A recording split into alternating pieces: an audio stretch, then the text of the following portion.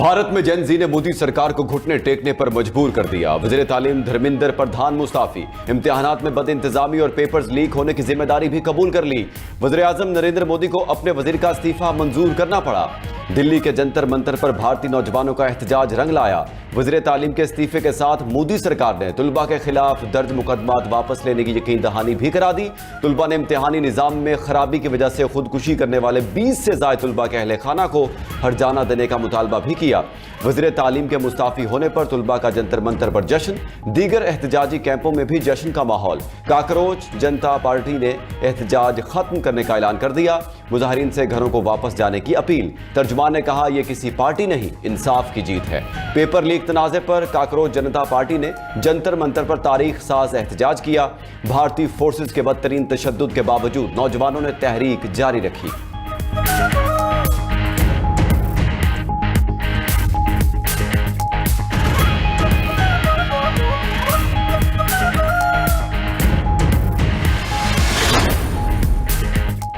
आज हमारी और जमहूरियत की जीत हुई। यकीन था नौजवानों की जिद्दोजहद रंग लाएगी। तलबा ने खौफ को खत्म कर दिया। कई रोज तक भूख हड़ताल करने वाले समाजी कारकुन सोनम वांगचुक की कॉकरोच जनता पार्टी को मुबारकबाद। भारतीय कांग्रेस जमात ने नौजवानों के एहतजाज को तारीखी करार दिया। कहा कि आज मोदी का तकब्बुर चकनाचूर और झूठ को शिकस्त हुई। प्रियंका गांधी बोली, वजीर तालीम के इस्तीफे पर खुश हैं। ये भारत की जेन जी की फतह है। अपोजिशन लीडर राहुल गांधी ने कहा कि नरेंद्र मोदी भारत का माजी बन गया है, माजी मुस्तकबिल से नहीं लड़ सकता। आम आदमी पार्टी के रहनुमा केजरीवाल ने भी भारतीय वजीर तालीम के इस्तीफे पर नौजवानों को मुबारकबाद दी। तमिलनाडु के वजीर निर्मल कुमार ने धर्मेंद्र प्रधान के इस्तीफे को तलबा के पुरअमन एहतजाज की जीत करार दिया।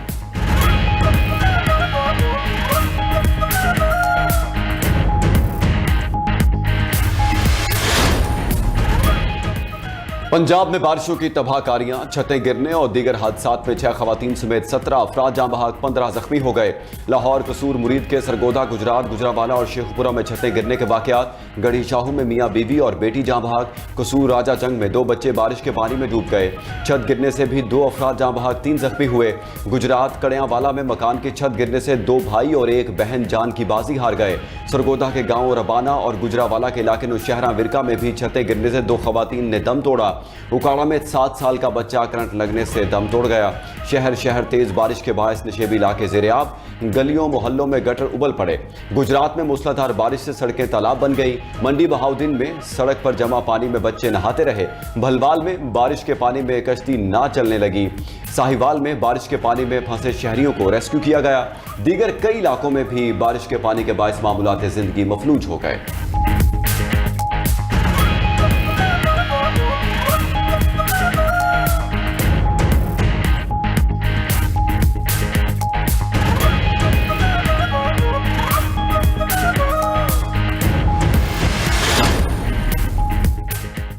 आजाद कश्मीर में कोटली, खुईरटा, नकियाल, चढ़हुई में मूसलाधार बारिश। कश्मीर के नदी नालों में तुग़यानी, नशेबी इलाके ज़ेरे-आब। गिलगित बल्तिस्तान में तेज बारिश लोगों का इम्तिहान लेने लगी। अस्तोर में मानसून बारिशों, क्लाउड बर्स्ट और सैलाबी बैलों से मकानों, राब्ता सड़कों और शाहराहों को नुकसान। दरियाए कटाव की जद में आने वाली शाहराह अस्तोर 5 दिन बाद भी बहाल न हो सकी। दरियाई पानी के बहाव से शाहराह अस्तोर का एक हिस्सा मुकम्मल मुनहदिम। काला में नौजवान दरिया सवात में डूब गया। सर्च ऑपरेशन जारी। कराची में भी बादल बरस पड़े।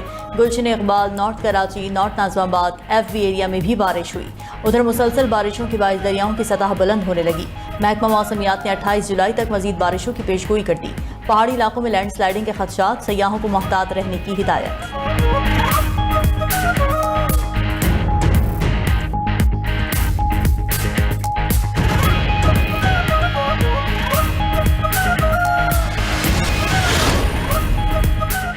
वज़ीर दाखिला मोहसिन नकवी का कोयटा का दौरा। वज़ीर आला बलोचिस्तान सरफराज बुगटी से मुलाकात। वफाकी वज़ीर दाखिला और वज़ीर आला बलोचिस्तान की ज़ेर सदारत बलोचिस्तान में अमन व अमान से मुताल्लिक़ आला सतह का इजलास।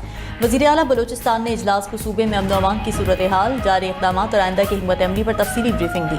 बलोचिस्तान में इंसदाद दहशतगर्दी फोर्स और पुलिस की पेशा वराना इस्तेदादकार मजीद बेहतर बनाने का फैसला। मोहसिन नकवी ने कहा कि बलोचिस्तान में पायदार अमन के लिए वफाकी हुकूमत हर मुमकिन ताउन जारी रखेगी। सरफराज बुगटी ने कहा कि रियासत की रेट हर कीमत पर कायम की जाएगी।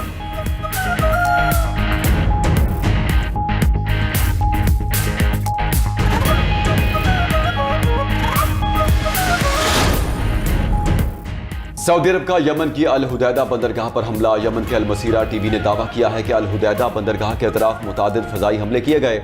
सऊदी फौजी इत्तेहाद की यमन के अल हुदैदा बंदरगाह पर हमलों की तरतीब। हौसियों के फौजी ठिकानों को निशाना बनाने की तस्दीक कर दी। सऊदी फौजी इत्तेहाद के मुताबिक अस्करी कार्रवाइयां अल हुदैदा गवर्नरेट में हौसियों के फौजी ठिकानों तक महदूद थी। हमलों का मकसद बहरा अहमर में तिजारती जहाज रानी को खतरात से महफूज बनाना था।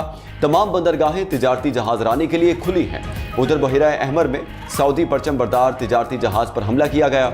सऊदी खबर एजेंसी के मुताबिक हमले में जहाज के ढांचे को मामूली नुकसान पहुंचा। अमला मुकम्मल तौर पर महफूज रहा। ईरानी मीडिया के मुताबिक अमरीका ने एक LPG टैंकर पर मिसाइल हमला किया, जिससे 2 अफराद हलाक हो गए। अमरीका ने खलीज ओमान में टैंकर को ईरान का समझकर हमला किया।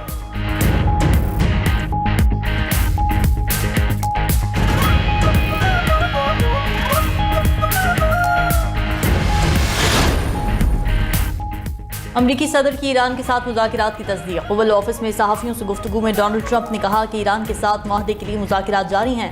ईरान पर बड़े पैमाने पर हमले करने या ना करने का फैसला नहीं किया। ईरान मुज़ाकिरात के लिए पहले से ज़्यादा संजीदा नजर आ रहा है, लेकिन मेरे ख्याल में अभी मुआहदे का वक्त नहीं आया।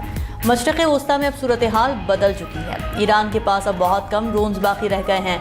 चीन और रूस ने ईरान की हिमायत ना करने की यकीन दहानी कराई है। ट्रंप ने यह भी दावा किया कि सऊदी अरब को मुआहदा इब्राहिमी का रुकन होना चाहिए। इसके बगैर अमरीका सिविल एटमी मुआहदे को आगे नहीं बढ़ाएगा।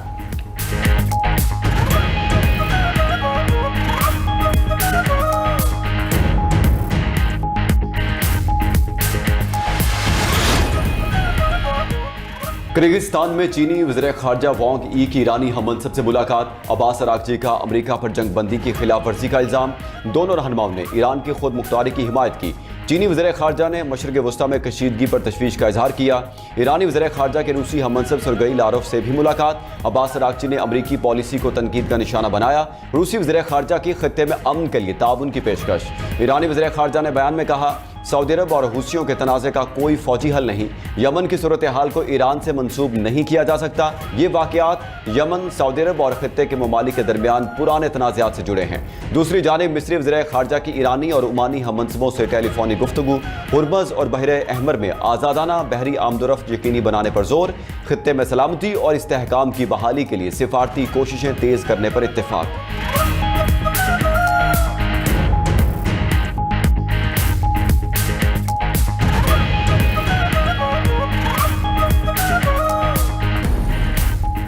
खैबर शिकन मिसाइल ईरानी फौज का सबसे अहम हथियार बन गया। ईरान ने अमरीकी फ़िज़ाई दिफा को नाकाम बनाने के लिए खैबर शिकन बैलिस्टिक मिसाइलों का इस्तेमाल बढ़ा दिया।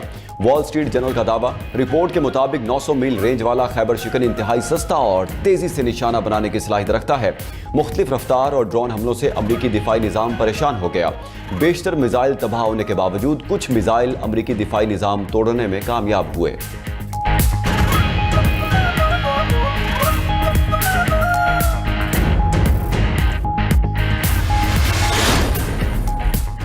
पेट्रोलियम मसनूआत की कीमतें 27 जुलाई तक बरकरार रखने का फैसला। पेट्रोल की कीमत 335 रुपये 18 पैसे फी लीटर पर बरकरार।